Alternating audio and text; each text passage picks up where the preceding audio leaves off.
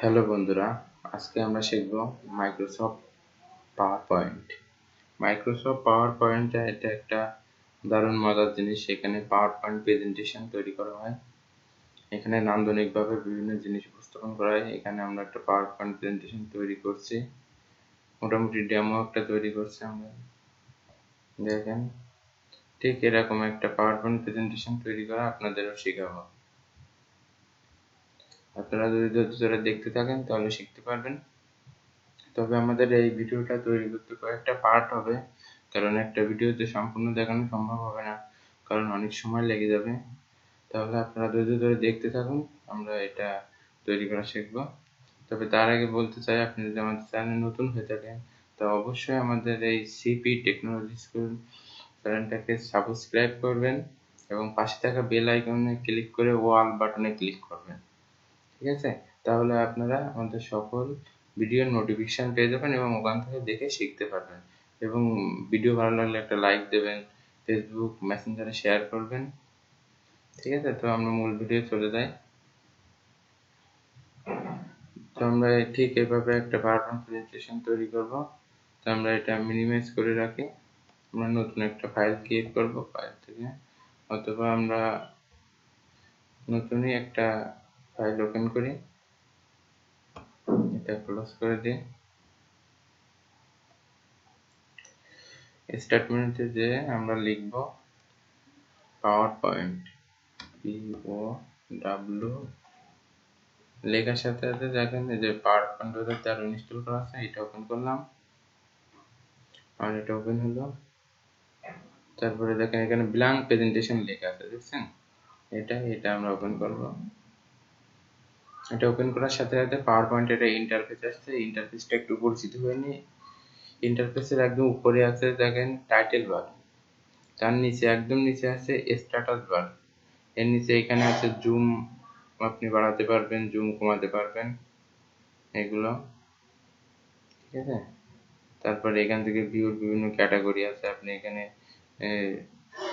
Read মোডে দেখতে পারেন, বিভিন্ন ক্যাটাগরিতে দেখতে পান। ঠিক আছে, আমরা মূল ভিউতে চলে আসি। তারপরে এখান থেকে স্লাইড শোটা করা যায়, এগুলো আমরা সামনে শিখবো। ঠিক আছে, তো আমরা মূল কাজ শুরু করি।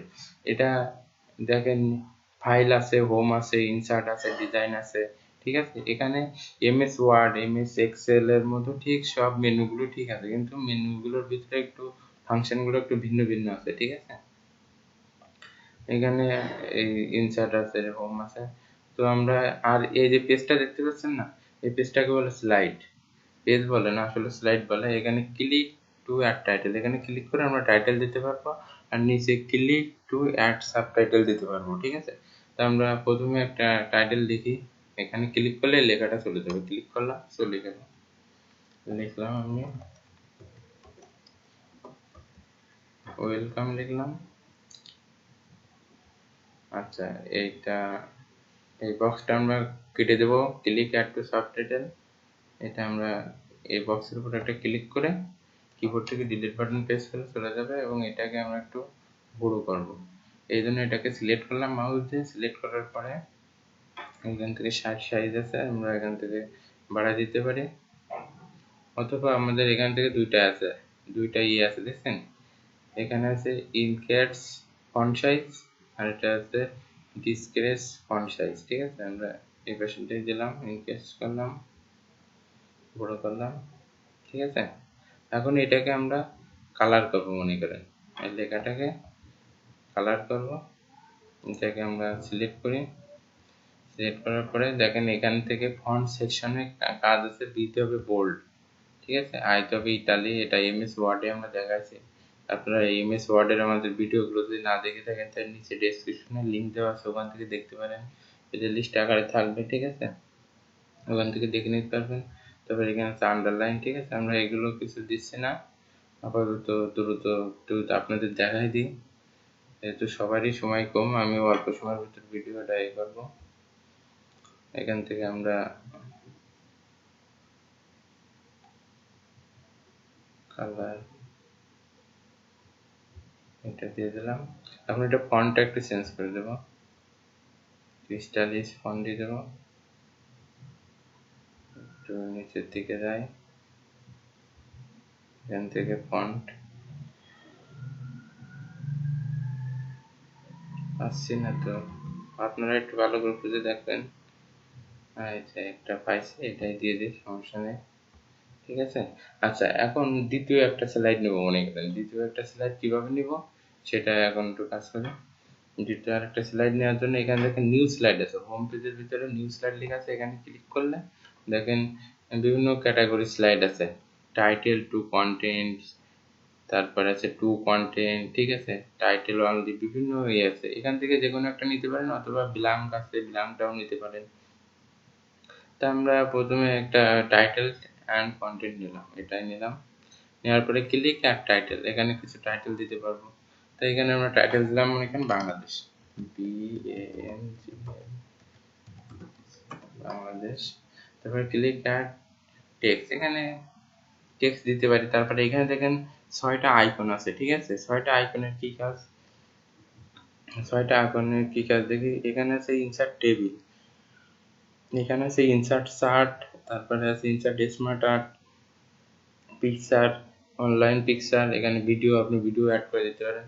আমরা আজকে একটা টেবিল আনা শিখবো, ঠিক আছে। এখানে ক্লিক করলে টেবিল, এখানে টেবিলে একটা আসবে ইনসার্ট টেবিল, কয়টা টেবিল রো কলাম দিব এটা একটু দেখা যাচ্ছে। কলাম মনে করেন যে আমরা 4টা দিলাম, রো দিলাম বেশি একটু, এখান থেকে ক্লিক করে বাড়াই দিলাম 7টা বা 7-8টা দিলাম, দিয়ে ওকে করলাম, দিলে একটা টেবিল চলে আসছে, দেখছেন।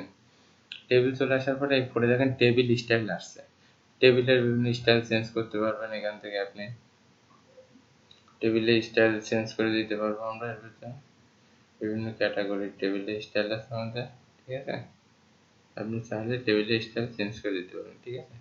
এই যে টেবিলের স্টাইল, তো টেবিলের ভিতরে লিখতে গেলে সময় লাগবে, যেহেতু টিউটোরিয়াল, এত সময় নিয়ে আমরা তো কাজ করতে পারবো না, আপনাদের অত সময় নেই সবাই, তারপরে আমরা দেখাই।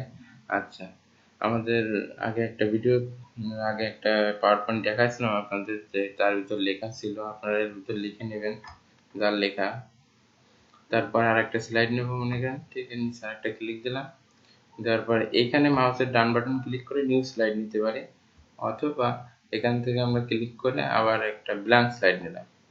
ব্ল্যাঙ্ক স্লাইড নিলে কিন্তু একটু সমস্যা আছে, আপনারা চাইলে লিখতে পারবেন না, এর ভিতরে সহজে কিছু কিন্তু লিখতে পারবেন না। এই জন্য লেখার জন্য আমাদের এই যে এখান থেকে দেখেন আমাদের ড্রয়িং সেকশনের ভিতরে এখানে শেপ আছে বিভিন্ন ক্যাটাগরি, তার থেকে ফার্স্টে যেটা আছে সেটা হচ্ছে টেক্সট বক্স। এই টেক্সট বক্সটা নিয়ে এর ভিতরে একটা বক্স করতে হবে, বক্স করলে এর ভিতরে লেখা যাবে। তো আমরা প্রথমে কিছু লিখলাম, কিছু লিখবো, লেখার আগে আমরা একটু নাম্বারিং করি, 1 পয়েন্ট দিয়ে লিখলাম বাংলাদেশ, পরবর্তী সে দিলাম, ইন্টার দিলাম, 2 নাম্বার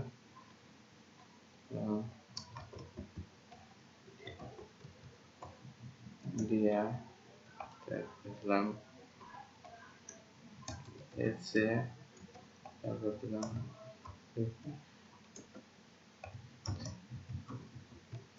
এই যে বেশ করা কান্ট্রির নাম দিলাম। এখন এইগুলোকে আমরা সিলেক্ট করবো, কন্ট্রোল এ দিলে এগুলো সব সিলেক্ট হবে।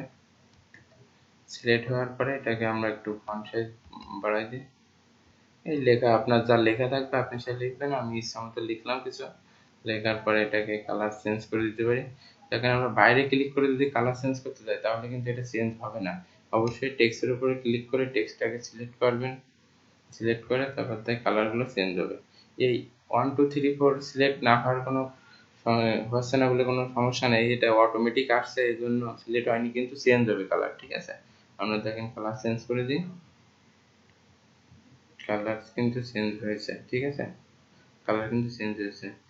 তো এই ভিডিওর দ্বিতীয় পার্টে আমরা পরবর্তী সেশনগুলো দেখব, এবং পরবর্তী সেশনে এগুলো আস্তে আস্তে সব কাজগুলো দেখবো পার্ট বাই পার্ট।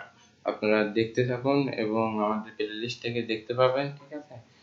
তো ঠিক আছে, আপনারা ভালো থাকেন, আর অবশ্যই পরবর্তী ভিডিওগুলো দেখার জন্য আমাদের চ্যানেলটাকে